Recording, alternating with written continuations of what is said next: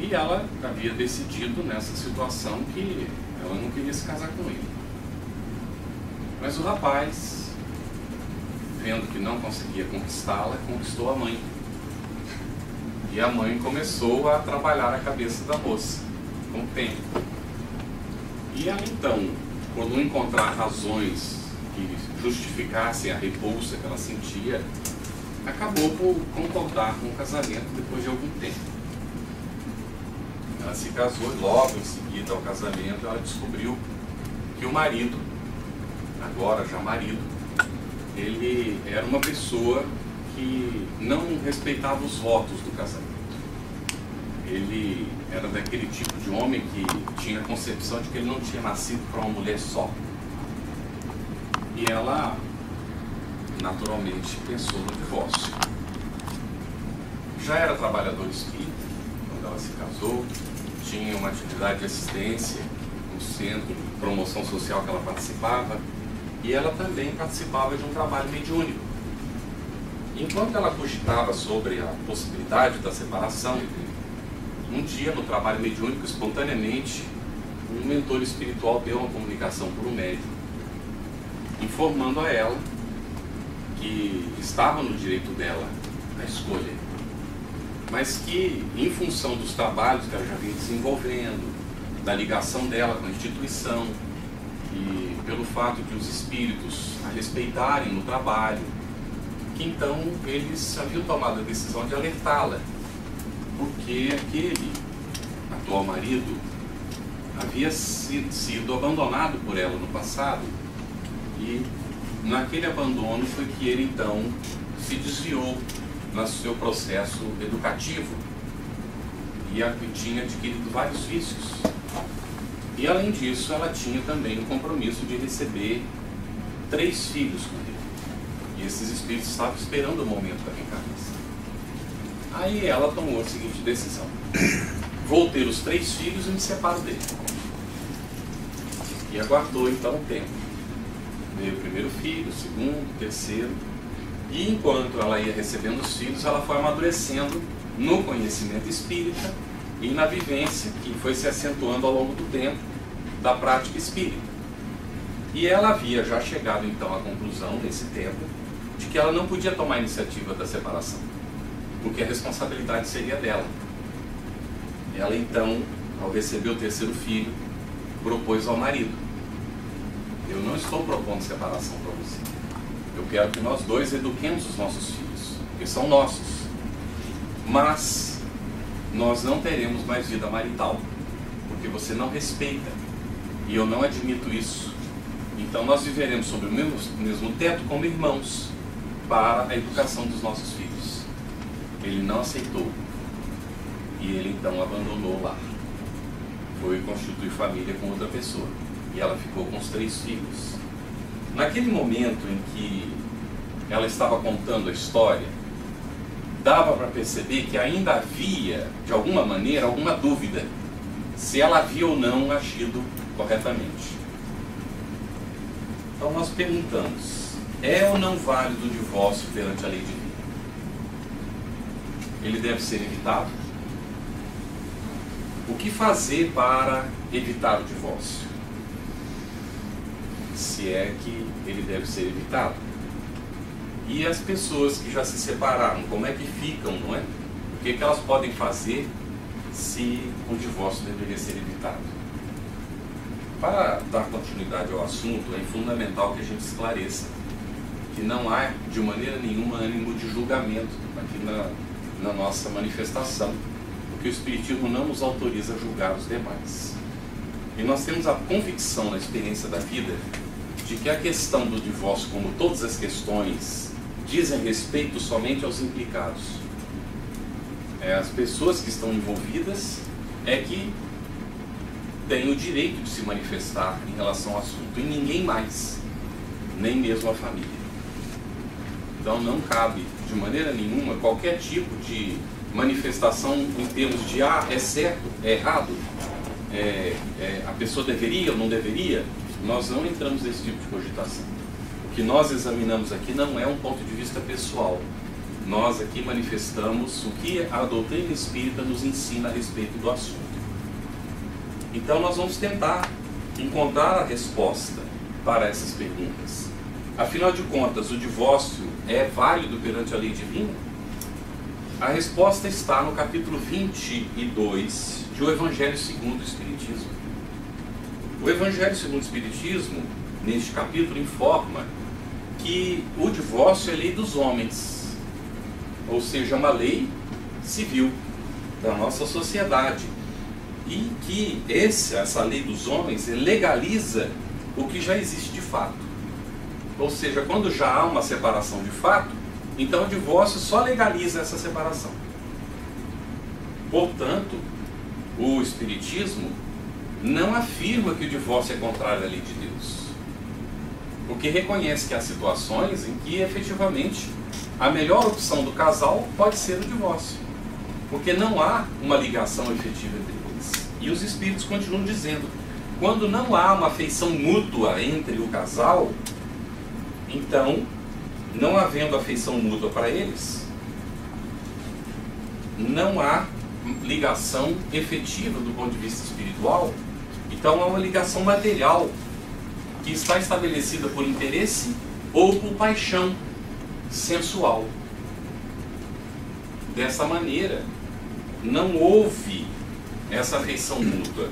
E se não existe afeição mútua, então não há porquê as pessoas serem obrigadas a ficarem juntas. Agora, se essa afeição mútua existe, de fato, não há razão para o divórcio. Mesmo ele sendo permitido pela lei, mesmo sendo sancionado, o casal não escolhe o divórcio, porque existe afeição mútua entre eles. Quando não existe, então eles escolhem, e a lei dá guarida a isso. Não está contrariando a lei de Deus, porque já há uma separação de fato. Não foi a lei de Deus que promoveu essa união. Foi o interesse entre as duas pessoas, ou o interesse de família, ou qualquer tipo de movimentação no campo do entendimento das criaturas, e não do ponto de vista da lei divina. Cabe então ir a outra pergunta lá de baixo. Vamos verificar se ele deve ser evitado e o que fazer para evitá-lo. E vamos ver, e os casais que já se separaram? Como é que fica a situação dos casais que já se separaram? Houve já a separação. Bom, a gente disse que só vai caber às pessoas que estão envolvidas, não é, julgarem daquilo. A pessoa que deseja um novo relacionamento, cabe a ela procurar um novo relacionamento.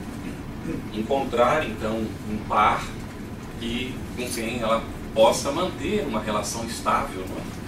Lógico que agora ela já tem uma experiência acumulada e que deve ter deixado lições para induzir ou indicar caminhos que possam fazer com que aquelas experiências negativas não tenham que se repetir. Não há necessidade de críticas destrutivas, de lamentações improdutivas, de acusação mútua entre as pessoas. E há situações em que a separação ela é litigiosa e é muito difícil, mas ainda assim, para a pessoa espírita, não cabe ela ter raiva da outra nem nada disso. E, de toda maneira, mais cedo ou mais tarde, a vida vai oferecer para a pessoa uma oportunidade conveniente e necessária para o prosseguimento da sua jornada rumo à superação dos obstáculos, das dificuldades que impedem a sua ascensão para os planos superiores da vida. Então, o casamento, ele pode ajudar a pessoa. E ele só existe nesse sentido, e não no sentido de atrapalhar, de dificultar a marcha do progresso do indivíduo. Resumindo, então, a pessoa já se separou. Ela é como aquela pessoa que ainda não se casou. Então ela estaria na mesma situação, aqui na nossa análise agora, da pessoa que ainda não se casou. Com uma diferença, ela já tem uma experiência, que ela pode aproveitar bem ou mal. Às vezes a experiência deixa traumas, e a gente está comentando que não há razões para que esses traumas permaneçam. É ideal que a pessoa, se ela tem ainda essas dificuldades, esses traumas, que ela procure. Tem cadeira aqui e ali, tá? Mas a gente está chegando. Então, se a pessoa ela sente necessidade, é conveniente buscar um atendimento profissional para resolver essas pendências que ficaram, para não levar essas pendências para a nova relação. Porque nós não vamos para dentro de uma relação só com as coisas boas que a gente imagina que a gente tem. A gente leva o que a gente é. E se a gente tem traumas de uma relação que não deu certo, ou tem, de alguma maneira, inseguranças, esses traumas, essas inseguranças, essas pendências vão interferir na nova relação. Há pessoas que não trazem de um casamento, mas trazem de uma família desequilibrada. E aí, essa convivência durante o período da infância, da juventude, até chegar ao período de se afastar da família, há exemplos negativos que de alguma forma marcaram, não é, o comportamento da pessoa, ela vai levar isso para o casamento muitas vezes.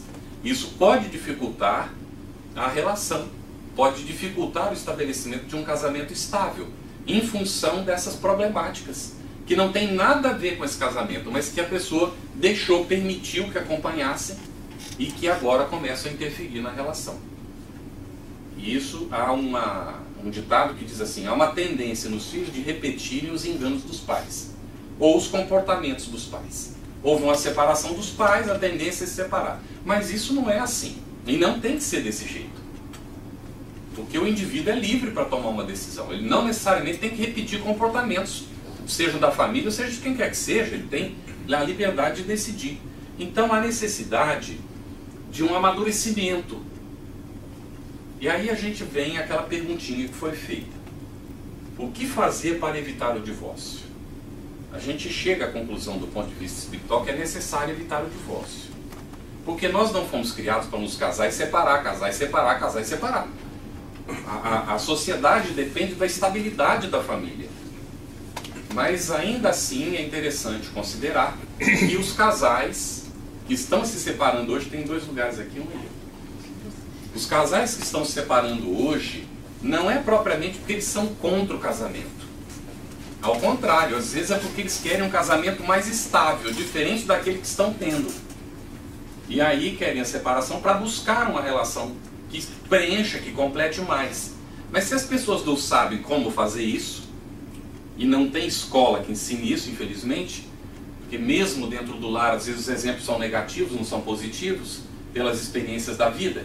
Então, se o indivíduo não aprende a estabilidade dentro do lar, onde vai aprender? Na escola. A escola instrui. O que a gente vê são exemplos também outros de vivência raramente positivos. Ainda mais no momento atual, e nós não temos essa estatística global, a gente tem ela pontual, mas há indicativos de que hoje 70% das pessoas que se casam estão se separando. Há indicativos disso. Isso realmente é um problema sério, não é?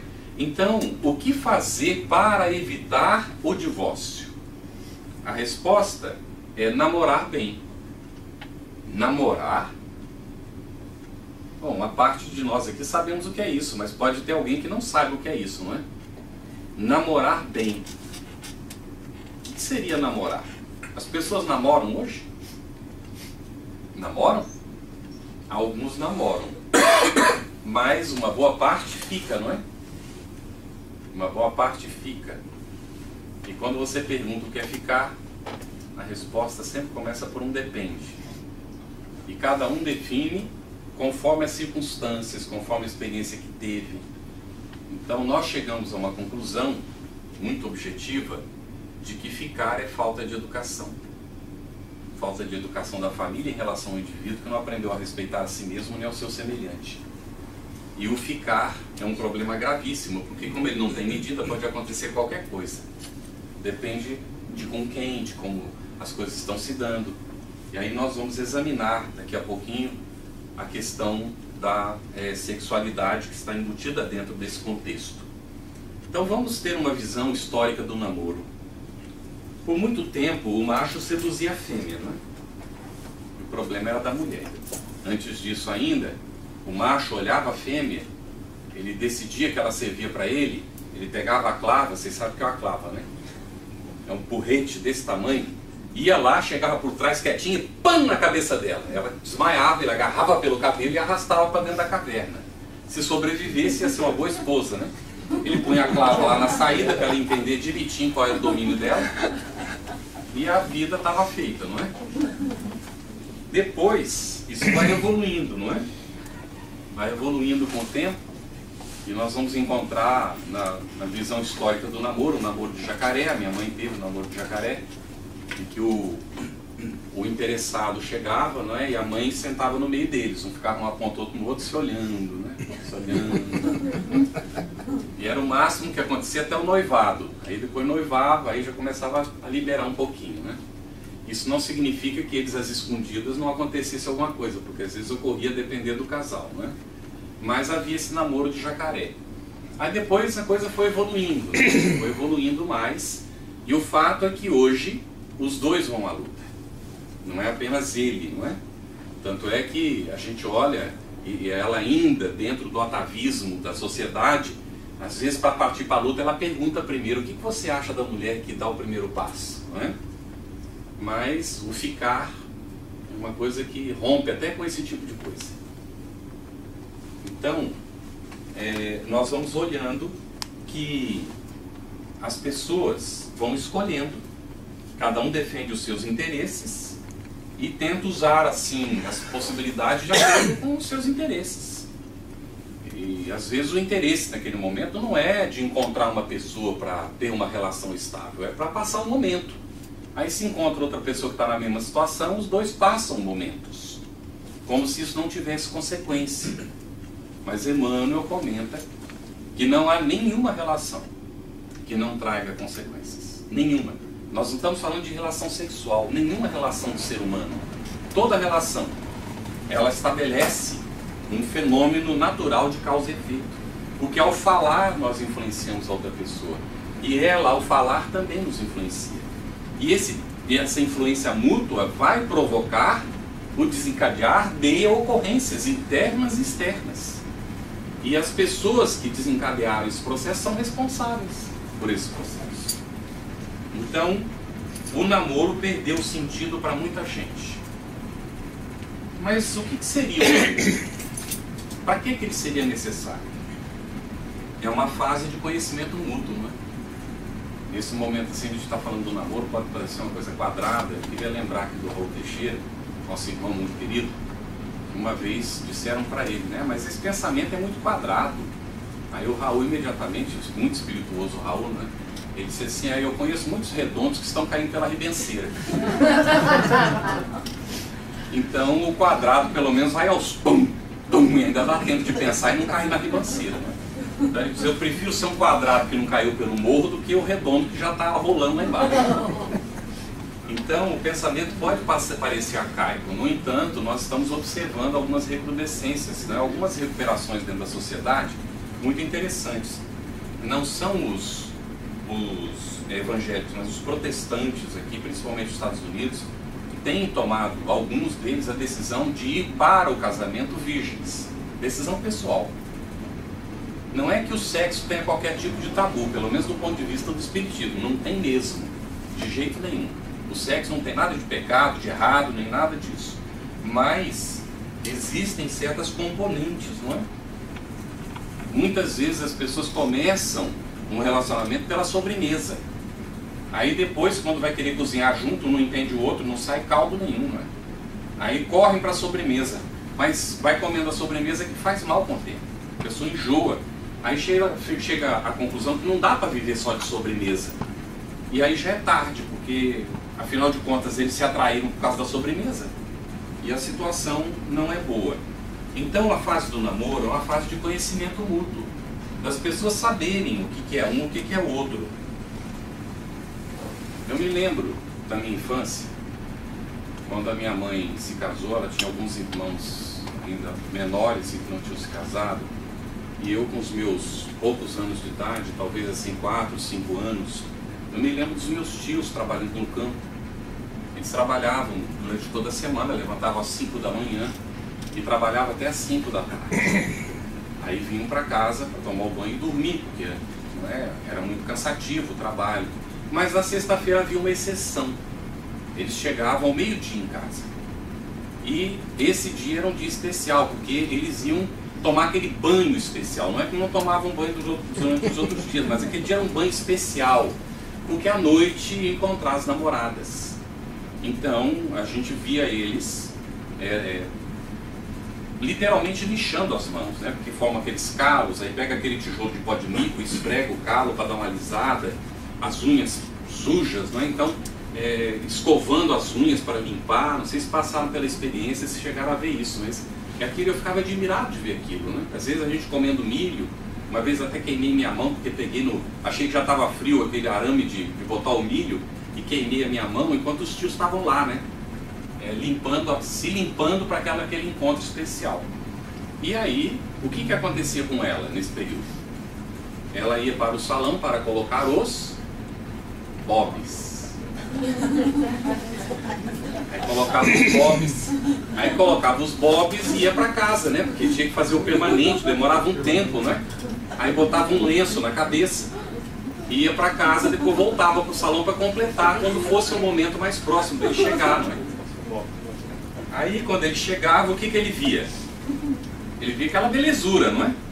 Ela de permanente, linda, achava o melhor vestido para colocar, e ele com as mãos limpinhas, todo direitinho, cortou as unhas, tudo, né, certinho. E aí aquele namoro. Bom, aí o que acontece? Passa o tempo, né, eles decidem lá e casam. Primeira semana, ele trabalhou a semana inteira. Na sexta-feira chegou em casa meio-dia, para decepção dela. Ela não sabia disso, eles não tinham conversado. Aí a hora que ele chega, ela está de bobs. Aí ela leva um susto, olha lá, mas o que você está fazendo aqui? Aí uma mulher, toda sexta eu chego mais cedo para dar uma... Aí, pô, como é que ele vai falar agora que ele se limpa só nesse dia, com cuidado? Mas ela estava vendo ele, e fica aquela meia confusão, não é? Mas em todo caso, na dúvida, ela sai correndo pro salão para tirar os bobs, ainda não deu o permanente ficar pronto, tem um serviço para completar, e ele vai lá pro tanque dar uma cuidada, né? Nas unhas, na mão e tal. Primeira semana, segunda semana, mesma coisa. Terceira semana ele fala, mas quer saber de uma coisa? Essa mulher tá me vendo assim toda semana, eu não vou ficar perdendo tempo com isso. Ela que é mais esperta vai pro salão, brigando com ele, porque tá chegando cedo e vendo ela de bobs que ela não quer que veja. Mas ele já desiste. E aí aparecem as unhas que ela nunca tinha visto. Isso é um símbolo, né, gente? Acontecia lá no campo. Isso acontece no campo psicológico nosso. Porque todo homem sonha com a primeira mulher. Toda mulher sonha com um príncipe encantado, não é assim? Não adianta, nós estamos vivendo hoje, pode ver os desenhos, ainda assim tem aquelas lutas, aquela coisa toda, mas a mulher sonha com um príncipe encantado. Mas um príncipe encantado que nunca chegue para não decepcionar. Está sempre em cima do cavalo, e a esperança dele chegar e ser aquela coisa maravilhosa. Porque se ele chegar e descer com decepção, não é? E o homem, o que ele espera? Ele espera uma bela adormecida. Mas uma daquelas que você beija e ela continua dormindo. Porque se ela acordar e começar a falar, como é que vai ficar? Pode estragar tudo, né? Então, atavicamente, nós ainda trazemos essas coisas. É o que nós queremos. Como homens, queremos a bela adormecida, e como mulher, nós queremos o príncipe encantado. Apesar da gente tentar disfarçar essas coisas, a realidade é essa. No entanto, gente, a questão é complicada. Porque é importante nós nos conhecermos, sabermos com quem e por que nós vamos nos casar com a pessoa. Aí a pessoa não tem essa fase do conhecimento. Já começa logo entregando as intimidades, que só deveriam ser conhecidas, não é, depois do conhecimento do campo psicológico do indivíduo, mas entrega as intimidades físicas, porque as outras são preservadas. Porque as pessoas não se conhecem, não têm tempo de se conhecer. Não é a importância de saber, não é? Porque cada um vai vir com imperfeições, com dificuldades. Aí ela sonha em mudar ele, né? O homem, ele é um pouquinho mais prático, ele não tem essa ilusão de mudar a mulher, não, né? Ele tem a ilusão de que ela seja cordeirinha mesmo, como ele viu que ela é, né? Muitas vezes ele se engana. Mas tudo bem, a mulher tem aquele sonho de mudar o homem, ninguém muda ninguém. Do jeitinho que vier vai ficar. É a mesma coisa do indivíduo ir para a feira para fazer compra, né? Aí adora abacaxi, gosta do abacaxi, vai lá na feira fazer compra. Chega lá na feira e a hora que vai comprar o abacaxi, vê que tem aquele negócio, fica aquela coisa na ponta que se você pegar, estrepa, né? Aí fala pro rapaz lá da feira, ih, caramba, isso é? Aí o rapaz diz, vem, né? Aí a pessoa não sabe como é que é a situação, diz assim, mas tira esse negócio aí, eu só quero o abacaxi. Aí a pessoa, tudo bem, a senhora está pedindo, né? Puf, tira e joga fora. Aí chega em casa com o abacaxi, vai fazer o que na hora de descascar o abacaxi? Não tem onde segurar. Então não consegue descascar o abacaxi. E tem que entender, gente, abacaxi é abacaxi, não é pera. Se quisesse uma pera, tinha que olhar bem para comprar a pera. A hora que comprou o abacaxi vai ser abacaxi a vida inteira. Se quiser uma pera, tem que comprar uma pera. Que é uma maçã, tem que ser uma maçã. Mas tem que entender que as imperfeições vêm junto, as dificuldades vêm junto. Tem que conhecer a pessoa para saber se vai querer encarar aquilo o resto da vida. Porque provavelmente vai ser daquele jeito o resto da vida. A gente muda, a gente amadurece quando a gente decide. Ela muda quando ela quiser mudar, ele muda quando ele quiser mudar.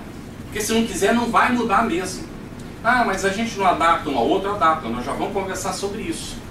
Mas a mudança é uma decisão pessoal, ninguém muda o outro. Então é bom conhecer como é que o outro está vindo, para ver se a gente vai querer encarar aquilo mesmo. O namoro, ele é muito importante para esse conhecimento. Bem, a nossa filha, ela tinha mais ou menos 14 para 15 anos. Eu acho que já estava fazendo a pergunta um pouco tarde, mas um dia eu perguntei para ela, filha, eu gostaria de fazer uma pergunta para você. Qual é o momento do início da relação sexual? Aí ela olhou e falou, pai, você sabe, né? Aí eu digo assim, sim, filho, eu sei, mas eu gostaria que você me dissesse porque eu quero saber se você sabe. Ai, pai, poxa, mas você faz cada pergunta, né? E no início ela não aceitava a conversa.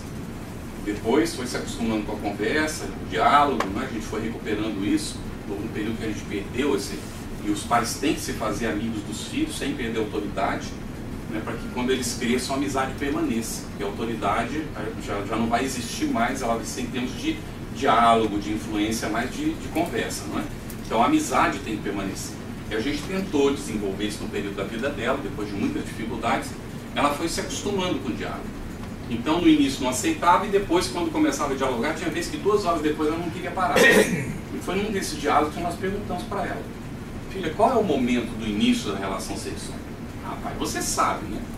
Aí vai conversando e tal, e diz, bom pai, quando a gente casa, não é? Eu disse, mas quem foi que disse isso para você?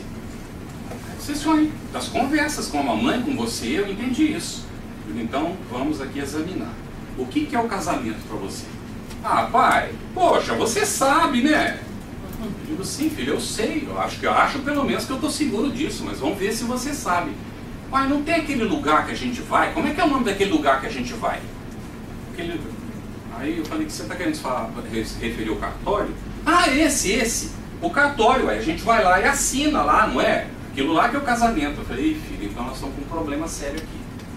Talvez o pai não tenha explicado bem, a mãe também não tenha explicado bem. Porque o casamento não é isso.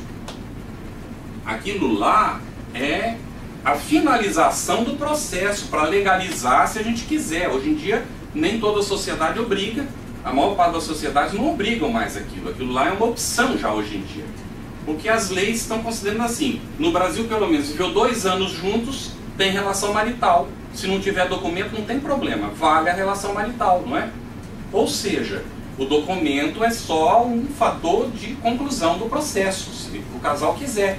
Porque o casamento não é isso. O casamento, e aí vem toda a explicação, né? O conhecimento mútuo, a aceitação um do outro, é a decisão conjunta.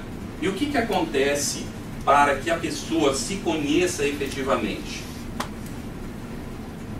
O que precisa acontecer para a pessoa se conhecer efetivamente? Tem que conviver. Se não houver convivência, não há como.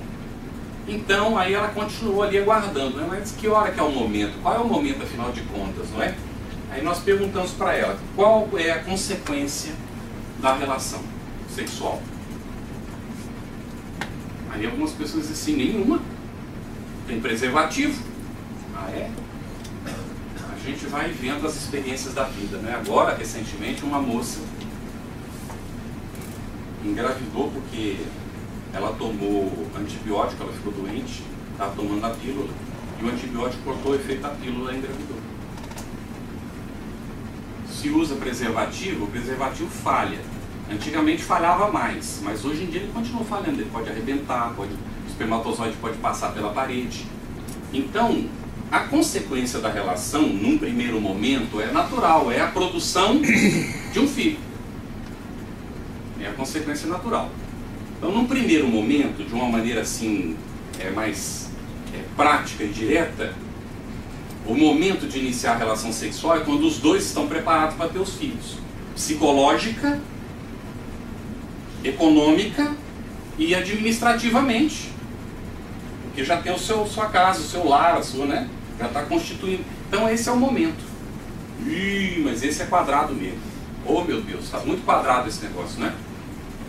Na verdade, a gente falava isso aqui, fazia os nossos seminários e faltava um apoio, né? A gente citou inclusive o Dan Kindle, que escreveu a respeito do assunto. Algumas pessoas já ouviram, outras não a respeito disso. Ele é um psicólogo que trabalha nas escolas americanas aqui com adolescentes e naturalmente com as famílias. E depois de um longo período de experiência, ele chegou à conclusão de que os jovens que se iniciam, às vezes até crianças estão hoje se iniciando prematuramente na relação sexual, têm dificuldade de amadurecimento psicológico, demora mais tempo, atrasa o processo de amadurecimento psicológico.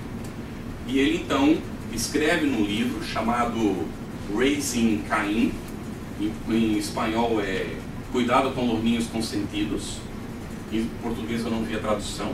Então ele coloca que ele tinha 2 filhas aqui naquele momento em que ele estava escrevendo o livro, e que ele se dedicava a esclarecê-las e convencê-las a guardarem um momento adequado para o início do relacionamento sexual, quando elas já tivessem um amadurecimento psicológico suficiente para que não houvesse atraso desse amadurecimento psicológico. Então, o que nós estamos colocando não é só uma questão que as pessoas poderiam dizer assim, isso é uma questão religiosa. Não é uma questão religiosa. Tem uma implicação também no psiquismo do indivíduo, porque a energia sexual é uma energia ativa. Ela é construtora ou destruidora dos processos. Quando o indivíduo não aprende a dominar-se e dominar essa energia para canalizá-la de maneira produtiva, ela pode prejudicar o indivíduo. E esse prejuízo pode permanecer ao longo de um período vasto. Vale a pena os pais conversarem com os filhos a respeito do assunto. Lógico que a decisão é dos filhos, mas nós temos que ensinar os nossos filhos a não serem levianos, a ponto de exporem a risco a própria família. E a gente entra então num outro momento em que foi colocado para a nossa filha da seguinte maneira, e a pergunta é, o que fazer com o filho indesejado? Então nós dissemos assim para ela, filha, a gente já vem conversando, a gente já vem examinando, e hoje o pai vai colocar uma coisa muito dura para você, e eu espero que você já tenha amadurecimento para compreender o que o pai vai colocar para você. Você sabe, a gente já conversou sobre o assunto, que seu pai e sua mãe tivemos um planejamento de ter 6 filhos. Era a nossa meta antes do nosso casamento. Mas acontece que as coisas mudaram com o tempo, porque nós tivemos você, o seu irmão, e o seu irmão veio autista. A partir daquele momento, nós não recebemos mais nenhum filho. Nós não insistimos, não fomos procurar mais, e também não veio. Então, provavelmente, não fosse o nosso compromisso ter os 6 que a gente estava planejando na época do namoro. Porque nós conversamos sobre o assunto na época do namoro. Quantos filhos, que jeito de educá-los, o que a gente pretendia fazer com eles. Tudo isso nós conversamos. Então, nós chegamos à conclusão, a sua mãe e eu, que nós não queremos um 3º filho. E você não tem o direito de colocá-lo dentro da nossa casa. Então tenha o seu filho quando você puder criá-lo. Porque nós queremos ter o direito de ser aqueles avós que estragam a educação do neto. Porque essa é a função do avô.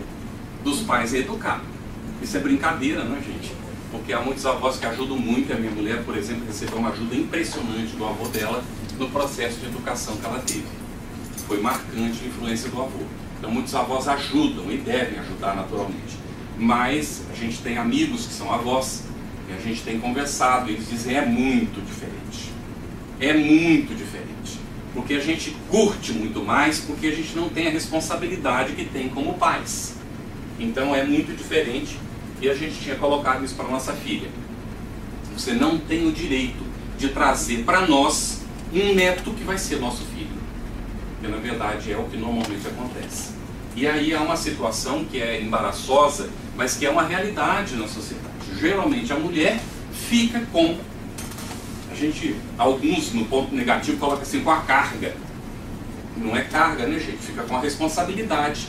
E normalmente, como ela não dá conta sozinha, porque ela não está madura para absorver o impacto daquela situação, quem assume? A mãe dela. E o pai dela, às vezes contrariado, às vezes não. Então, é uma situação que precisa ser dialogada. E por isso, a recomendação, conheça com quem. Saiba quais são suas intenções. Se não tem intenção de viver com essa pessoa, com toda a franqueza, por que o relacionamento íntimo com essa pessoa? A que é que isso vai levar? Nós muitas vezes não nos perguntamos. Ah, mas a gente tem necessidades. É verdade mesmo. Um espírito superior escreveu uma vez que as demandas da organização física são tais que incomodam inclusive os espíritos superiores quando reencarnam. Mas que há uma obrigação do indivíduo que está incluído nesse processo de aprender a dominar isso, para libertar-se disso. Porque quando nós nos entregamos às demandas, vamos dizer, mais animalizadas da nossa organização física, ou dos processos evolutivos ainda não resolvidos da parte nossa psicológica, nós nos escravizamos. Aí precisamos repetir a experiência até aprender a nos libertar. E aí ficaremos reencarnando e vivendo experiências destrambelhadas, seja na juventude, seja no período que deveria ser de madurez, que nem sempre é, e aí não nos libertamos do processo da reencarnação. Isso é uma análise espírita. Ninguém tem obrigação de concordar com isso, mas é o que a gente encontra na orientação da espiritualidade. Então vem, não é, na relação das pessoas, quando o namoro não é bem aproveitado, as frustrações e decepções e o chamado fim do amor. E a pergunta que a gente faz é essa: o amor acaba? Se há amor, ele não acaba nunca. É tão interessante. Hoje em dia, boa parte das separações, elas são muitas, como a gente colocou, mas elas não têm sido litigiosas. Elas têm sido amigáveis. O casal termina no entendimento. E decide separar porque vê que não tem como continuar junto. Um continua apoiando o outro se tem filhos, combinam, inclusive alguns dividem até o cuidado do cachorro, né, dos animaizinhos que tinham, cuida um uma semana, outro cuida a outra. Há um entendimento. Ou seja, por que essa briga, essa disputa? Bom, não há necessidade disso. Depois, o amor acaba. Quando o amor existe, ele não acaba de jeito nenhum. Ele pode se transformar, mas acabar não acaba. Então, quando a gente acha que acabou o amor, é porque ele não existia antes. Nunca existiu. Houve um equívoco, houve um engano das partes envolvidas no processo. Porque se o amor existir mesmo, o amor renuncia, o amor compreende, o amor aceita. O amor, ele é capaz de se esquecer de si mesmo em favor do outro. E quando a situação é insustentável, então, aí é preciso, não é, examinar direitinho. Definições das renúncias no período do namoro. Então o casal trabalha. Hoje em dia os dois trabalham fora, né? Normalmente, é muito raro quando não seja assim. Só que aí vão ter os filhos. Como é que vai ficar a situação? Se os dois querem ter carreira profissional, é bom pensar direitinho. Porque normalmente um deles vai ficar prejudicado, pelo menos por um tempo, quando chegarem os filhos. Normalmente é a mulher. Aí, depende do país onde está. O Brasil hoje já está dando 6 meses de licença, não é? Há países que dão menos, são 3 semanas, ou são... Aí, o período varia, mas no Brasil chega a 6 meses hoje.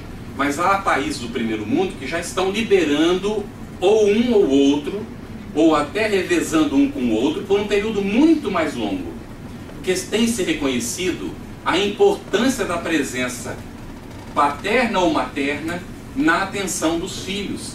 E que esse período, pelo menos inicial, até os seus 7 anos, essa presença ela é importante. Se não completa, integral, pelo menos por um período. E aí, lógico, o casal tem o direito de tomar suas decisões, Mas a gente se atreve a observar, por causa da nossa própria experiência, que o ideal seria que um cuidasse durante um período e o outro cuidasse no outro período. Pelo menos isso. Para que o filho tivesse a atenção constante dos pais. Porque ser pai e ser mãe é uma função, ou são funções que não são delegáveis. Elas não são delegáveis. Porque a outra pessoa que vai cuidar nunca será pai nem mãe. É uma pessoa que está cuidando de alguém. Agora, pai e mãe são insubstituíveis. A gente não se dá conta disso muitas vezes. Aí depois os filhos crescem, é aí que a gente algumas vezes cai a ficha. E eu digo para vocês, tenho verdadeira saudade. Porque eles mudam na medida em que crescem, depois não aceitam o carinho do mesmo jeito, não vem para o colo. Como é que você vai pegar uma moça de 27 anos e botar no seu colo?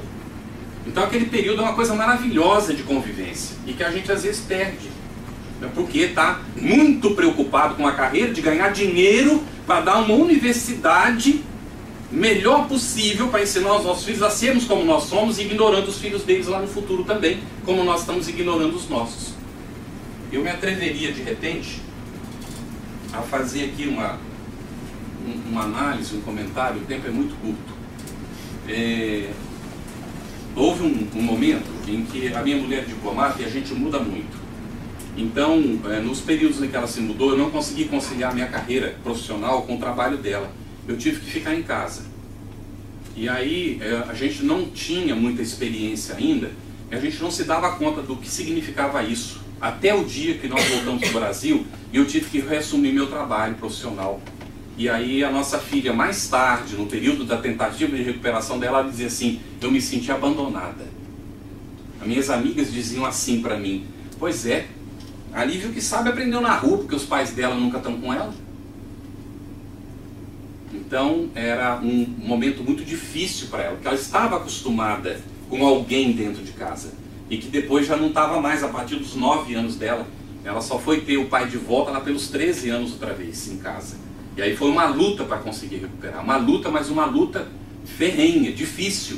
Porque ela já estava traumatizada com o processo. Então a gente coloca a experiência porque é muito difícil. Não é assim à toa, não é em vão, que a gente vê os jovens se entregando à droga, não é a verdadeira prostituição, apesar de que não tem esse nome hoje, não é? Porque é uma poligamia generalizada, em função desse abandono que os pais estão votando aos filhos.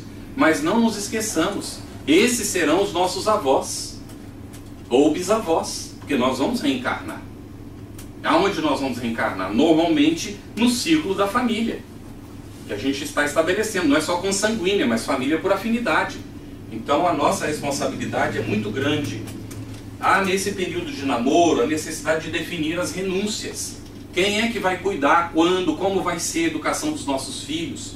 Depois os planos de futuro que a gente tem. O que nós pretendemos? A gente já tem casa, não tem casa, quando nós vamos comprar? Às vezes nem se cogita disso, nem se pensa no assunto. Isso é fundamental para a estabilidade da família. O desenvolvimento da fraternidade, o hábito do companheirismo desde a fase do namoro, para que aquilo se perpetue depois, mais tarde. O aprofundamento da amizade e os hábitos de cooperação, que devem nascer no período do namoro. Então a amizade é como se fosse uma ponte entre dois momentos felizes. Porque quando há amizade no casal, às vezes falecem as outras coisas, e há as dificuldades, mas se eles têm amizade, então há um momento feliz, bom, e há momentos de dificuldade. A amizade os une, é uma ponte até outro momento feliz. Porque os momentos felizes se repetem, gente, com a mesma pessoa, se a gente souber cultivar isso. Então, nós vamos ver a importância do desenvolvimento do hábito do diálogo ainda na fase do namoro.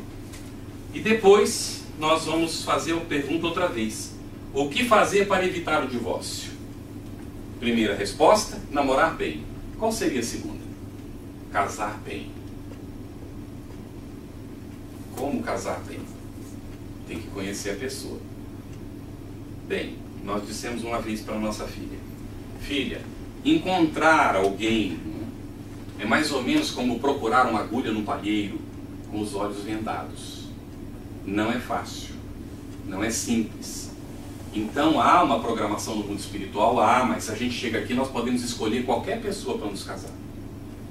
Como é que nós vamos saber qual é a programação? Como é que foi feita essa programação? Todo mundo está programado a se casar? Nem sempre é assim. E no entanto a pessoa vem não programada e se casa, porque toma a decisão de fazer isso. Então nós estamos livres para escolher. Temos então que tomar muito cuidado, porque é mais fácil se espetar do que acertar. Mas aí nós temos que examinar por que que isso acontece. Há os diferentes tipos de casamento. Há o casamento por amor, não é? Que todo mundo almeja. Só que nós vamos ser otimistas aqui. Quantos por cento dos casamentos no mundo hoje são por amor? 30? 2%. Uau!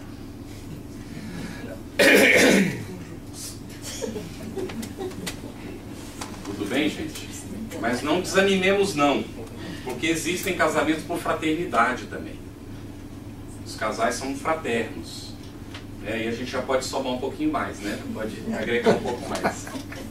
Depois, nós temos o casamento de provação. Ainda não é uma coisa muito, não é? E aí, o casamento por dever. O casamento por provação é quando um renuncia pelo outro, normalmente. Ou o casal vem em provação em favor dos filhos.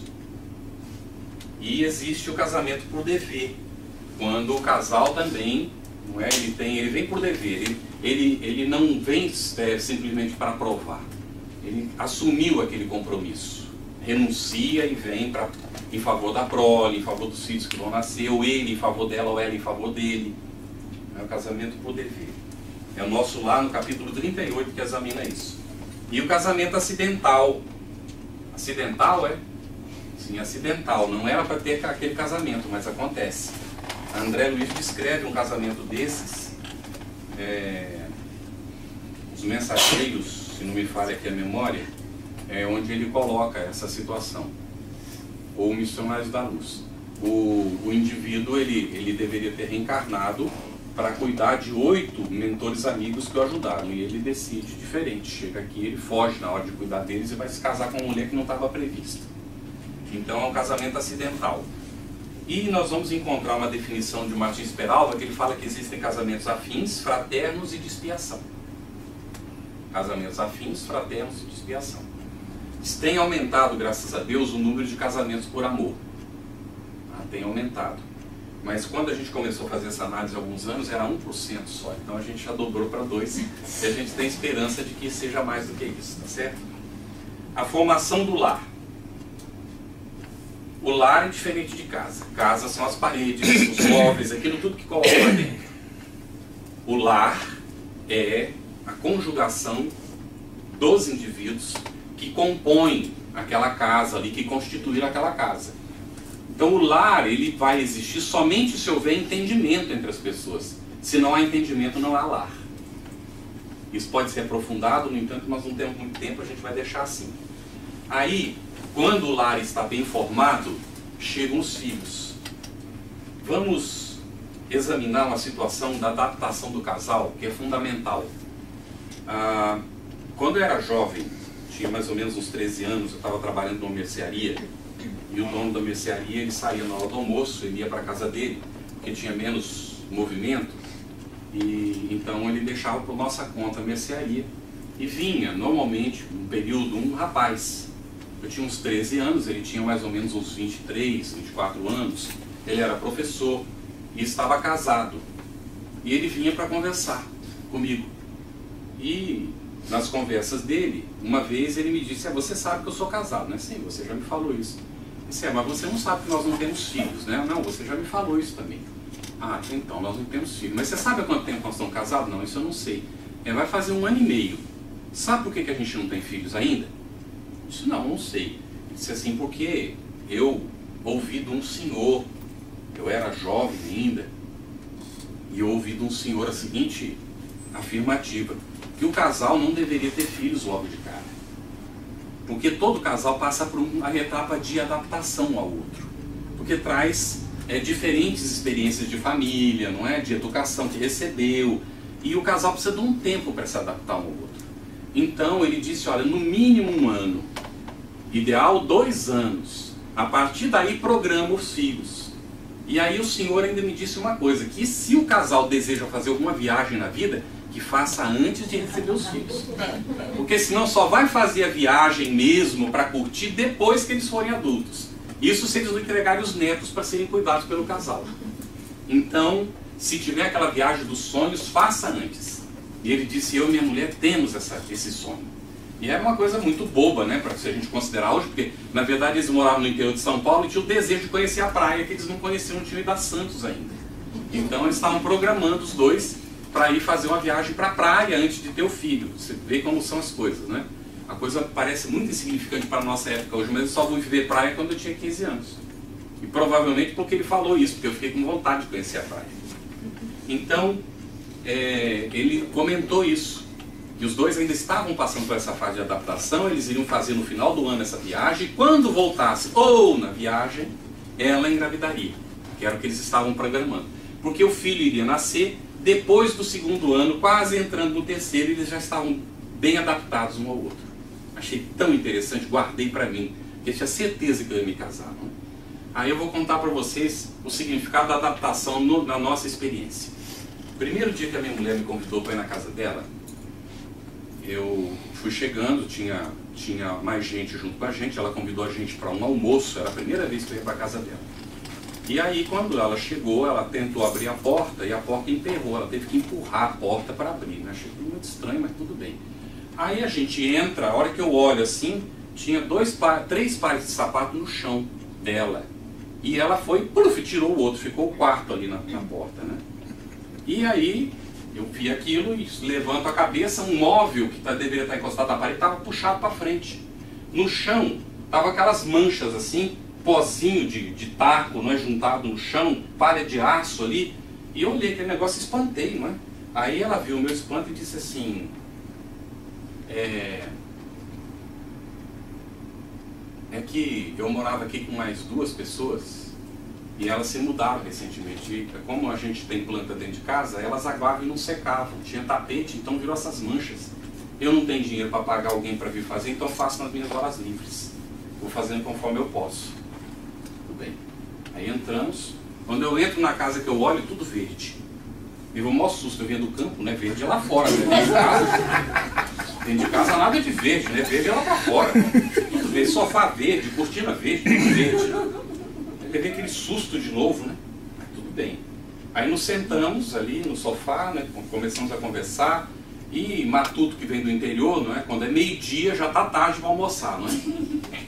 E meio-dia eu não ouvia nenhum barulho na cozinha. Eu pensei, mas que empregada silenciosa, meu Deus do céu. A gente não ouve nada na cozinha, né?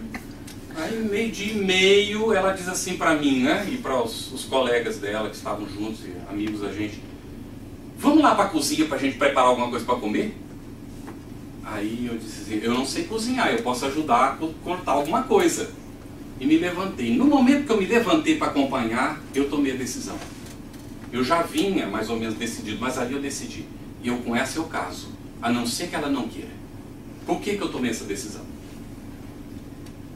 Porque ela era autêntica, profundamente autêntica. Ela não cuidou de tirar o sapato, era o hábito dela, ela não cuidou de tirar. Ela não preparou a casa para ficar linda só naquela vez que eu fosse, e depois ela iria viver a vida normalmente quando estivesse comigo, ela já mostrou como era. Ela não sabia cozinhar direito e ela não se preocupou em preparar comida para mim. Eu já sabia que se eu casasse com ela e eu quisesse comer, eu ia ajudá-la a cozinhar, ou eu ia ter que pagar alguém para fazer a comida. Então eu decidi me casar com ela naquele momento.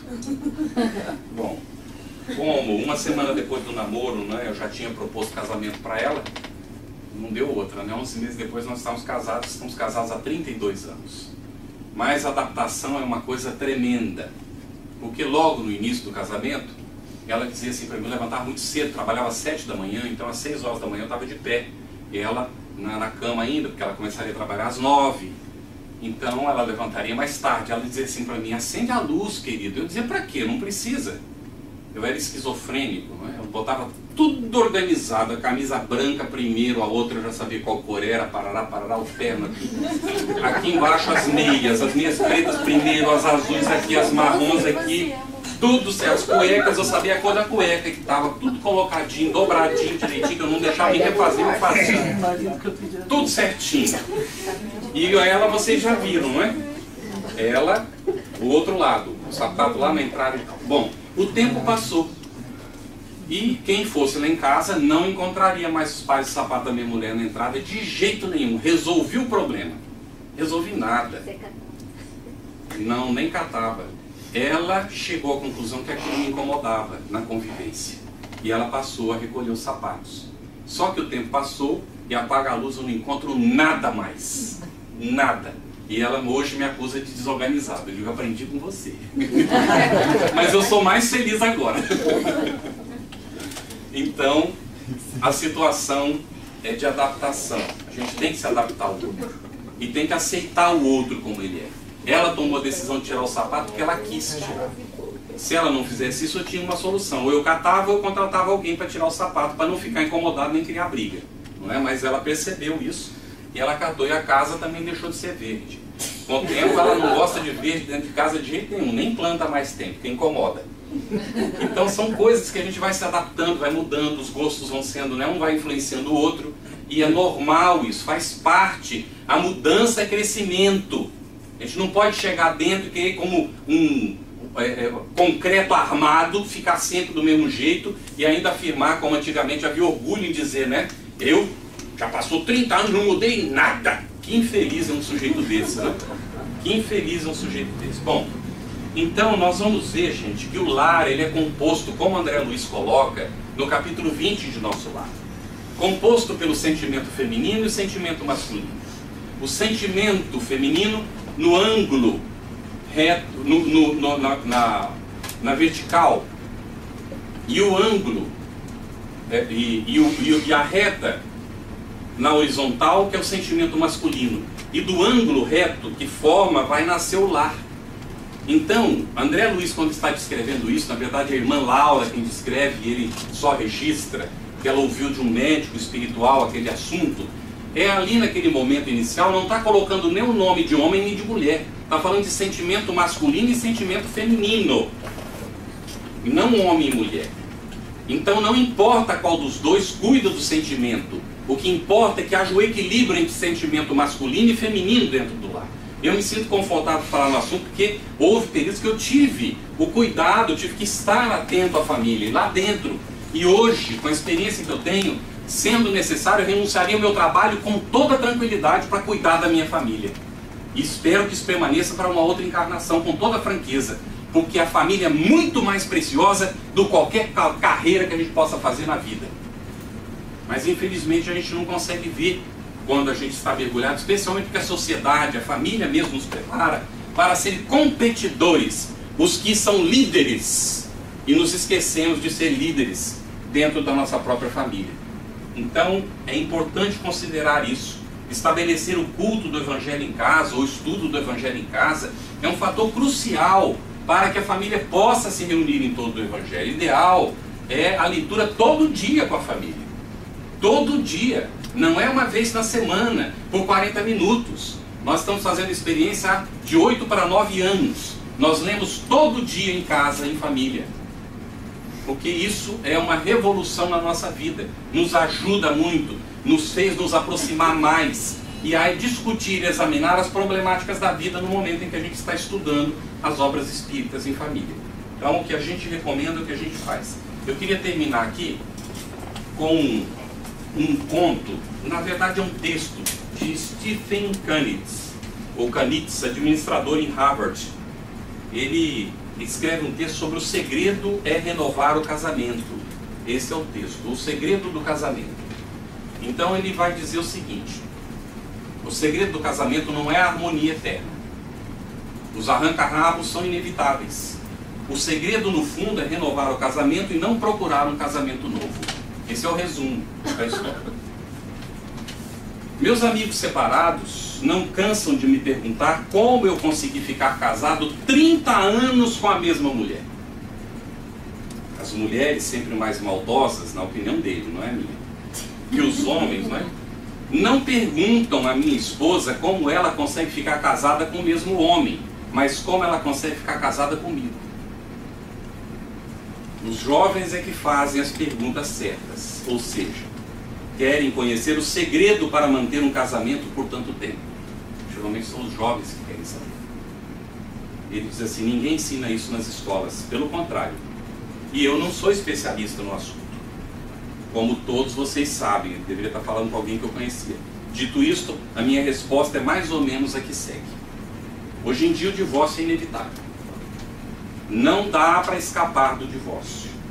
Ninguém aguenta conviver com a mesma pessoa por uma eternidade. Eu, na realidade, já estou no meu 3º casamento. A única diferença é que me casei 3 vezes com a mesma mulher. Minha esposa, se não me engano, está no seu 5º, porque ela pensou em pegar as malas mais vezes do que eu. O segredo do casamento não é a harmonia eterna. Depois dos inevitáveis arranca-rabos, a solução é ponderar, se acalmar e partir de novo com a mesma mulher. O segredo, no fundo, é renovar o casamento e não procurar um casamento novo.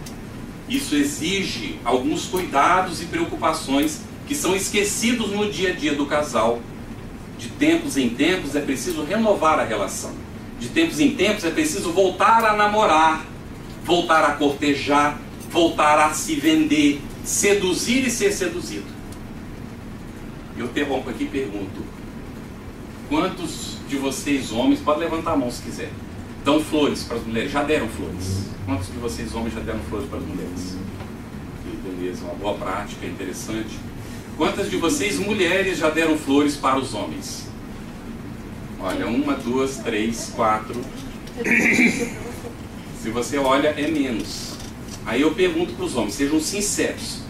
Vocês gostariam de receber flores?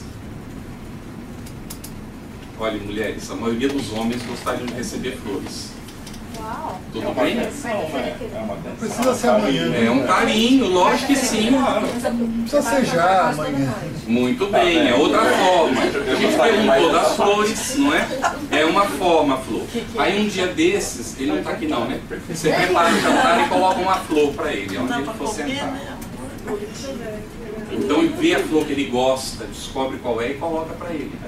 É uma coisa muito gostosa. Tem um casal amigo nosso que ele é inventivo ao extremo.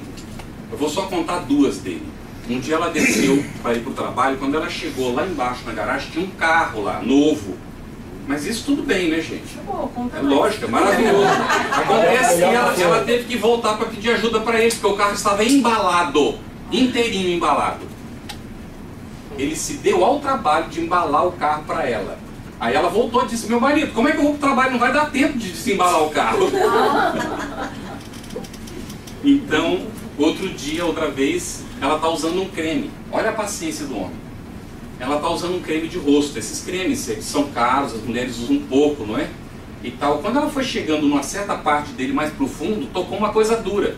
Ela falou, caramba, esse creme é caríssimo, como é que tem uma coisa dura aqui dentro? Já decepcionada com a empresa, né? Com a de cosméticos, né? Aí a hora que ela vai olhar direitinho, era um anel de brilhante. Ele tinha colocado ali, ó, há muito tempo, tinha botado o creme de novo na posição direitinho. Tudo bem, né, menino? Funcionando no mercado, como dizem. Aí ele segue perguntando, há quanto tempo vocês não saem para dançar?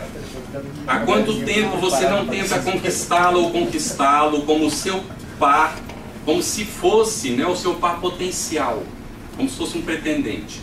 Há quanto tempo não fazem uma nova lua de mel, sem os filhos, eternamente brigando para ter uma irrestrita atenção de cada um de vocês? Sem falar nos inúmeros quilos que se acrescentam a você depois do casamento. Mulher e marido que se separam perdem 10 quilos num único mês. Por que vocês não conseguem fazer isso enquanto estão casados? Faça de conta que você está de caso novo. Se fosse um casamento novo, você certamente passaria a frequentar lugares desconhecidos, mudaria de casa ou apartamento, trocaria o seu guarda-roupa, os discos que você gosta, o corte de cabelo, a maquiagem, mas tudo isso pode ser feito sem que você se separe do seu cônjuge. Aí ele diz, vamos ser honestos.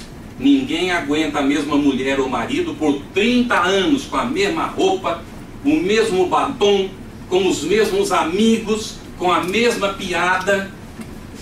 Muitas vezes não é sua esposa que está ficando chata ou mofada, são os amigos dela, e talvez os seus. São seus próprios móveis, com a mesma desbotada decoração. Se você se divorciar, certamente trocaria tudo, que é justamente um dos prazeres da separação.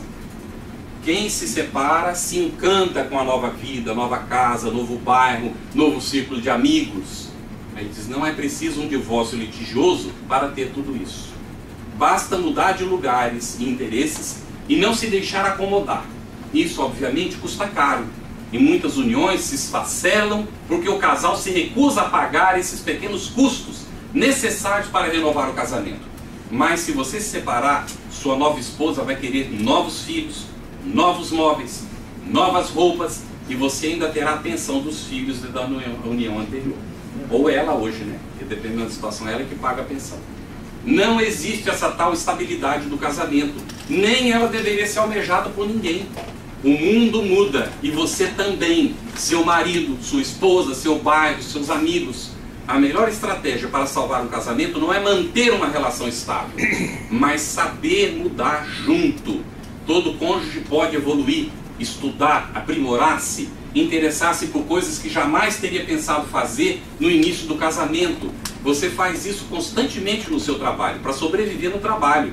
Por que não fazer isso mesmo dentro da família? É o que os seus filhos fazem desde que vieram ao mundo. Portanto, descubra o novo homem ou a nova mulher que vive ao seu lado, em vez de sair por aí tentando descobrir um novo e interessante par. Tenha certeza de que seus filhos os respeitarão pela decisão de se manterem juntos e aprenderão a importante lição de como crescer e evoluir unidos apesar das desavenças. Brigas e arranca-rabos sempre ocorrerão. Por isso, de vez em quando é necessário casar-se de novo, mas tente fazê-lo sempre com o mesmo par. Achei lindo, lindo simplesmente. E por isso a gente usa no finalzinho do nosso comentário. A gente tem poucos minutos para uma pergunta ou outra, porque em seguida vai ter uma outra reunião. Mas vamos lá, 10 minutinhos de perguntas. Se tiverem alguma pergunta, por favor, fiquem à vontade. Sim. Como o senhor estava falando sobre o peso de uma relação sexual, principalmente imatura, um pouco antes da hora que ele decide, ficou muito claro o peso em cima da mulher, em cima do filho que ela pode ter e que ela não pode cuidar. Claro que dá para inferir que existe uma responsabilidade também para a pessoa, mas não ficou claro qual seria a responsabilidade do homem. Quer dizer, há uma responsabilidade, principalmente do lado espiritual. Do lado espiritual ele tem uma grande responsabilidade, que especialmente o homem tem que considerar que na hora da definição, raramente ele vai ter que arcar com a consequência. E ela necessariamente terá que arcar com a consequência. Então, o indivíduo tem que pensar um pouco mais, não na satisfação própria, no prazer individual, não é? Mas no bem-estar dos dois. Aprender a pensar no nós desde antes de começar as relações, não é? Para não explorar a outra pessoa, porque às vezes não é a intenção, ninguém se relaciona para explorar o outro nesse sentido. Né? Quando há um interesse de exploração, a pessoa procura outro tipo de relação. Mas há uma exploração, ainda que sem interesse. Não é? Há uma exploração mútua para a satisfação daquelas necessidades que o indivíduo tem. Todo mundo tem essas necessidades, nós somos seres sexuados. Agora, isso não significa que nós devemos ser escravos do sexo. Então, tanto para o homem como para a mulher, há uma responsabilidade. A diferença entre o indivíduo comum e um espírito superior, que também reencarna aqui na Terra. Nós citamos o exemplo de Bezerra de Menezes. Vocês sabem que Bezerra de Menezes, quando ele chegou no mundo espiritual, ele foi político antes, ele conheceu o espiritismo, ele se devotou ao espiritismo e foi conhecido como o médico dos pobres do Rio de Janeiro. Quando ele desencarnou, ele chegou no mundo espiritual completista, ou seja, ele não tem mais necessidade de reencarnar na Terra. No entanto, esse homem teve 2 casamentos e vários filhos. Ele casou com a primeira mulher que ele verdadeiramente venerava. Ele adorava a mulher, simplesmente. Tudo, a vida dele era em função da mulher dele. E ela desencarnou muito jovem. Ele se casou novamente, ele já tinha filhos, e ele se casou com a irmã dela. E aí teve vários filhos. Então esse homem exerceu a sexualidade dele normalmente na vida dele. E no entanto chegou no mundo espiritual completista. Ou seja, o sexo não é pecado. Não tem nada a ver. Agora, a diferença entre esse espírito superior e os espíritos comuns, que ainda estamos nessa luta de superação, é que eles, os superiores, não são escravos do sexo. E nós, por enquanto, ainda nos incluímos. Eu estou me colocando aqui na situação, pode ser que tenha gente na sala que não esteja incluído, lógico. A gente considera essa possibilidade que ela existe. Mas os espíritos mais inferiores somos escravos do sexo ainda. E o nosso grande segredo é aprender a dominar isso para nos libertarmos. Porque senão nós continuamos vítimas do processo ao longo do tempo. É muito difícil para um jovem compreender isso. Mas se o jovem compreender isso, ele tem toda a chance de ter uma vida muito mais equilibrada do que nós estamos vendo na atualidade. E a gente passa pelas experiências e acompanha as experiências. Então, nós vemos o quanto de maturidade existe na juventude hoje. Basta olhar, os jovens estão com 30 anos dentro de casa, em muitas sociedades hoje. Isso não era assim. Algumas pessoas brincam dizendo assim, mas eles têm a sobremesa, vão lá para fora, comem a sobremesa e voltam em casa, a mamãezinha põe a comida para eles, dá a roupinha lavada, arruma a cama deles. E aí quando eles falam de sair, a mamãezinha ainda fala, não, meu filho, está cedo. Então também tem responsabilidade da família nisso. Mas esse indivíduo normalmente iniciou prematuramente o exercício da sua sexualidade e tem inseguranças. Ele pode até estar trabalhando fora, mas ele tem inseguranças. E essas inseguranças dificultam ele estabelecer uma relação com outras pessoas de forma mais definitiva. Então essa é a grande dificuldade, esse é o grande problema. A responsabilidade é mútua, mas a realidade é que a mulher fica realmente com a responsabilidade maior sempre, e a família dela ainda hoje, não é? Com raras exceções. Eu tenho uma pergunta. Qual a posição da doutrina quanto ao casamento entre pessoas do mesmo sexo? Muito boa pergunta. Ela não está, a gente não inclui, né, na análise, que ali trata de casamento e divórcio, ante a lei de causa e efeito, não é, à luz do Espiritismo. Mas o Espiritismo não discrimina de forma nenhuma. E o fato é que, como o sentimento feminino e masculino estão presentes nos dois sexos, ele pode vir preponderante no indivíduo que nasceu do sexo masculino, vir com um sentimento feminino preponderante. E na mulher vir um sentimento masculino preponderante também. O Espiritismo não discrimina, não julga, mas o Espiritismo nos esclarece que a grande problemática, a grande dificuldade da humanidade hoje, como foi antes, porque hoje não está pior do que antes, hoje só está mais evidente. O grande problema é a promiscuidade. Então não importa se o indivíduo é hétero ou homo, se ele tem uma vida regular, estável, então ninguém tem nada para criticar. Mas o indivíduo, quando ele é promíscuo, não importa se é hétero ou homo, porque tem muito hétero que critica o homo e ele é uma pessoa promíscua. Então, o que é que ele tem de autoridade para criticar? E normalmente quem tem uma vida estável e é equilibrado espiritualmente não tem interesse em ficar criticando a vida dos outros. A pessoa vive a vida que ela escolhe. Então nas nossas relações nós temos vivido em diversos países e a gente, como a minha mulher é diplomata, nós temos muitas relações, não é? Nesses diversos países, e nós temos casais amigos que são homoafetivos e nunca sentimos necessidade de discriminar nenhum deles. Não é? Os recebemos, eles nos recebem, e isso é um fator comum que a gente encontra na vida. Aí alguns deles desejam ter filhos, querem adotar, às vezes querem fazer inseminação artificial quando são duas mulheres. A gente respeita tudo isso. Tem consequências? Lógico que tem, mas são indivíduos responsáveis, estão assumindo as suas responsabilidades. E a gente não tem o direito de julgar isso. Então, o Espiritismo não nos autoriza o julgamento. Ao sim a compreensão, a não discriminação, o acolhimento das pessoas como seres humanos e irmãos nossos que somos. Agora, se nós temos um amigo e ele é promíscuo, não interessa se hétero ou homo, e a promiscuidade está nessas relações desequilibradas que a gente está vendo, né, muitas vezes. Então é preciso conversar. Se a gente pode ajudar, nós temos que ajudar, é a nossa obrigação. Agora, se o nosso amigo ou nossa amiga não aceita, é a escolha da pessoa, nós temos também que respeitar. Aí vai haver naturalmente as consequências para a vida da pessoa. Sim. Nós temos duas perguntas, a gente termina, essa e aquela, em função do tempo. A minha pergunta com relação à responsabilidade que a gente tem com relação ao outro no momento de divórcio, por exemplo, o que vai acontecer com a pessoa dali para frente, e também com relação ao ligamento, por exemplo, nas próximas reencarnações, então romper o laço, aí vem na próxima reencarnação e tal. E também, só a última também, ligada a isso. Por exemplo, o segmento da pessoa nessa reencarnação ainda separou, mas ainda está mentalmente ligado, e como que isso se chama essa relação? Esse aspecto dessa última pergunta a gente até colocou no nosso comentário, né? Porque a pessoa fica ligada à última separação, ela tem dificuldades para estabelecer a outra porque está ainda presa. O ideal é se desligar, não é?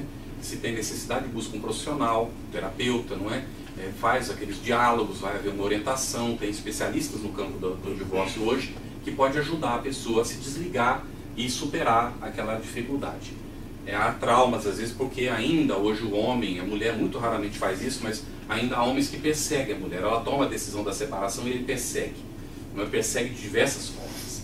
E isso é realmente complicado, pode deixar traumas na pessoa. Se ela, né, não consegue se recuperar, ela vai precisar de ajuda. Então, há sim, as consequências para o futuro depende de como é que essa separação está se dando. Há coisas que a gente precisa entender. E a gente, como tem um pensamento muito linear, a gente acha que tudo acontece sucessivamente.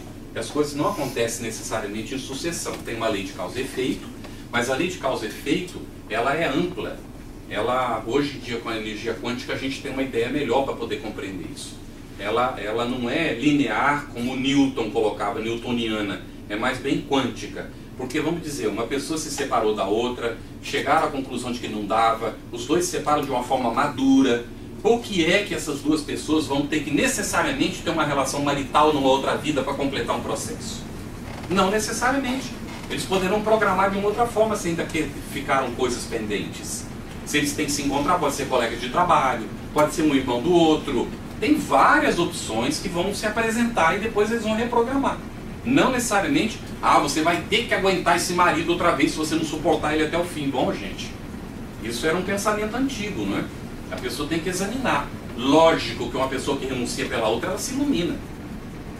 Tem pessoas que são capazes de renunciar, vê que o marido ou a mulher não tem o equilíbrio desejável, tem aqueles problemas e permanece no casamento. Lógico que vai ter um ganho para a pessoa que está fazendo isso. Evidente, do ponto de vista espiritual, ela está renunciando para o bem da outra pessoa. E na convivência ela vai estar ajudando a outra pessoa. Então nós ainda somos muito egoístas. E muitas vezes nós nos separamos por questões particulares, pessoais. A gente não está disposto a renunciar a nada.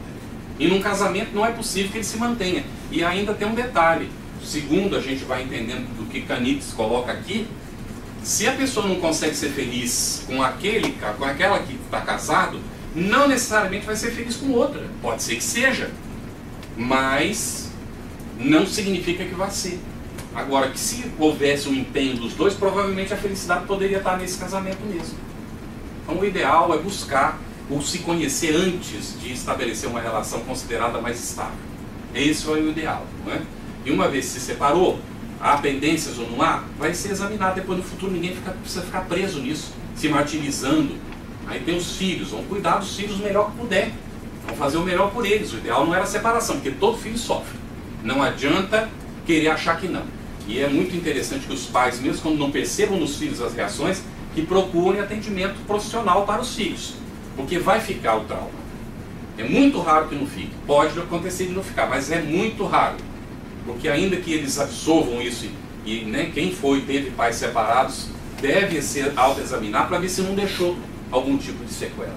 Porque é muito normal que deixe. Nós somos seres humanos, nós temos sentimento. Então a pessoa pode sofrer e aquilo pode ter algum tipo de influência no futuro da pessoa. É interessante que os pais estejam atentos para ajudar, não é? Porque a pendência pode não ser de um com o outro, mas as consequências que eles vão deixar para os filhos, que poderiam ter, e lógico que eles não estão sofrendo uma separação dos pais porque não merecem, eles merecem aquilo, está dentro da necessidade deles. Mas se os pais tivessem ficado juntos, a vida deles poderia ter sido muito diferente do que é. E os pais são responsáveis pelos desequilíbrios que virão por consequência desses filhos. Lógico que sim, terão que responder por isso. Não tem como fugir. A não ser que haja um bom equilíbrio, um bom acompanhamento, e a coisa, né, se encaminhe de maneira a não deixar sequelas. Minha pergunta é um complemento a essa pergunta da união do sexo.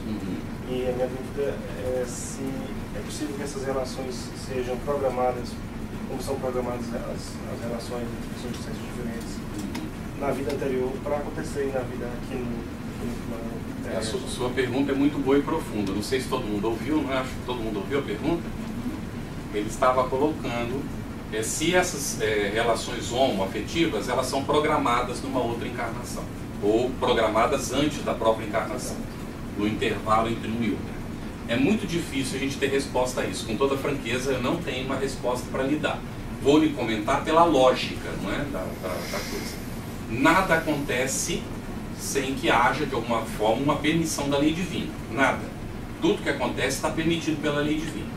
Inclusive o mal que nós provocamos para o nosso semelhante, o que não significa que Deus tenha criado esse mal. Não tem nada a ver. O mal é um instrumento educativo, que é um mecanismo da própria lei divina para que nós aprendamos a não fazê-lo. Então ele é consequência daquilo mesmo que nós criamos e não daquilo que Deus criou, porque Deus não nos criou para o mal. Então os indivíduos têm a liberdade. Pode ser que dois indivíduos hipoteticamente programem a reencarnação para se encontrar, pode acontecer. Por afinidade eles vão se atrair e vão ter esse encontro. Então eu não teria uma resposta definitiva para você dizendo, sim, programam. Porque eu não sei te dizer isso, mas hipoteticamente é possível que sim, que o casal programe isso. E nós vamos ter muitas surpresas para o futuro, viu gente, nesse campo, porque nós estamos ainda aprendendo, nós estamos aprendendo a nos liberar para ser o que nós somos de fato. E o grande challenge, o grande desafio da humanidade hoje é estabelecer um relacionamento que seja construtivo, produtivo para a própria pessoa e para os outros, não só o casal, mas para a família, para a sociedade, para o trabalho onde o indivíduo está inserido. É aquele contexto de consciência que o indivíduo adquirido do seu papel de espírito eterno, que está entre irmãos, que podem não compreendê-lo, mas que ele já tem o conhecimento suficiente para compreender esses irmãos. E ter um tipo de vida que é diferente daquela que normalmente a gente tem quando a gente se entrega ao mundo e a gente é do mundo. Então Jesus nos recomendou estar no mundo sem ser do mundo, para que a gente então já antecipe esses tempos futuros, onde a compreensão vai ser a base do relacionamento, em que as pessoas estabelecerão o casamento mais conscientes das consequências do estabelecimento. Então não haverá necessidade de separar.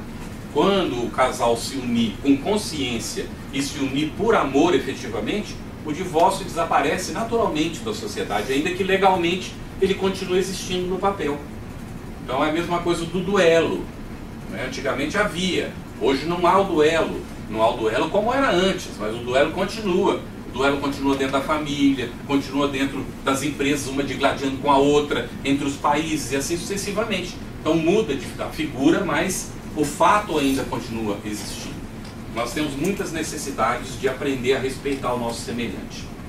Respeitar mesmo. E estabelecer com o nosso semelhante aquele limite natural da chamada autoridade moral. Porque quando o indivíduo promíscuo se aproxima de um indivíduo que não é promíscuo, na convivência o promíscuo percebe, ele nota a barreira. E muitas vezes ele se sente como que repelido. E não é o caso de repelir, é o caso de esclarecer, de orientar quando nós temos a oportunidade. Não é mais se a pessoa é promíscua e não respeita a família, eu não vou convidar essa pessoa para entrar dentro da minha família. Porque ele não tem respeito pela família, que significa que ele tem uma grande chance de não respeitar a minha família. Então como é que eu vou levar um indivíduo? Eu seria leviano convidando um indivíduo como esse para entrar dentro do meu lar. Mas eu conviver com ele lá no ambiente de trabalho, eu tenho que conviver. E ali é a oportunidade, de repente, de ajudar. Não é? Se a gente tem chance, não é ficar alardeando virtudes que nós não temos. A gente está lutando para conquistar ainda. Mas, em sendo oportuno, esclarecer as consequências daquilo que ele está vivendo para ele mesmo. E às vezes a vida nos oportuniza isso. E a gente faz. A pessoa olha e diz assim, nossa, você está no outro tempo, hein? A gente diz assim, não, meu amigo, não é não. Se eu estou no outro tempo, eu estou no tempo futuro, aquele que você vai chegar ainda. Mas na verdade você que está fora do tempo. Porque uma maior parte da humanidade já está tendendo para essa compreensão. Basta olhar e observar. Apesar de tudo que acontece, que o meio de comunicação divulga, essa coisa toda, mas a maior parte da humanidade já está tendendo para esse lado e por isso provavelmente os casamentos por amor já têm aumentado e a gente espera que aumentem mesmo e que eles sejam cada vez mais frequentes na nossa sociedade para que a gente tenha então esse equilíbrio necessário para uma vida mais produtiva em termos espirituais. Nós terminamos aqui, muita paz, muita luz, desculpe que a gente passou um pouquinho do tempo.